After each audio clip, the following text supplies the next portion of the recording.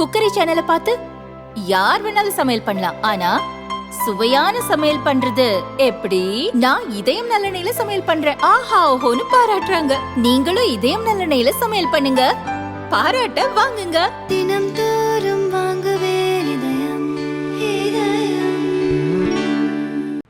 வட மாநிலங்களில் பருவமழை தீவிரமடைந்துள்ளது. டெல்லி, ஹரியானா, குஜராத், மகாராஷ்டிரா, உத்தரப்பிரதேசம், அசாம் மாநிலங்களில் கனமழை தொடர்வதால் மக்களின் இயல்பு வாழ்க்கை பாதிக்கப்பட்டுள்ளது.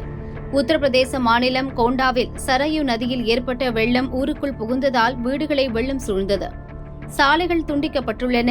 மக்கள் படகுகள் மூலம் மீட்கப்படுகின்றனர்.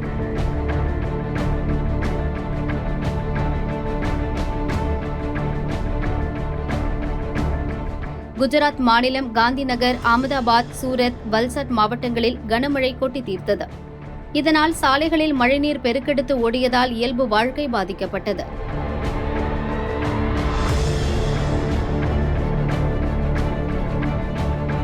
மகாராஷ்டிரா மாநிலம் மும்பையில் தொடர்ந்து 3வது நாளாக இன்றும் கனமழை பெய்தது.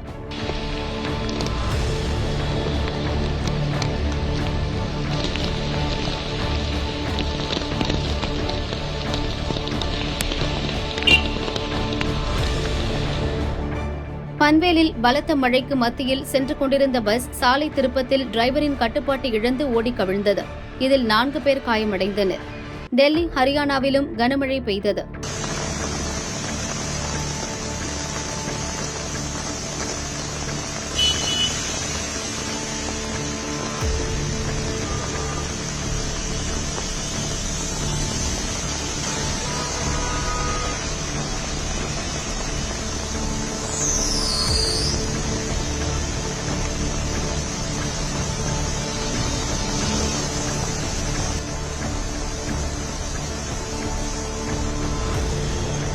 அசாமில் மழை வெள்ள பாதிப்பால் மேலும் 2 பலியாகினர். இதனால் அசாமில் மழைக்கு உயிரிழந்தோர் எண்ணிக்கை 93ஆக உயர்ந்துள்ளது. 18 மாவட்டங்களில் வெள்ளம் இன்னும் வடியாததால் 5 லட்சத்துக்கும் மேற்பட்டோர் கடுமையாக பாதிக்கப்பட்டுள்ளனர். இந்நிலையில் உத்தரப்பிரதேசம், குஜராத், அசாம் மாநில முதல்வர்களுடன் மத்திய உள்துறை அமைச்சர் அமித்ஷா போனில் பேசினார். மழை வெள்ள பாதிப்புகள் குறித்து கேட்டறிந்த அவர், மழை பாதித்த மாநிலங்களுக்கு தேவையான உதவிகளை மத்திய அரசு செய்யும் என உறுதியளித்தார்.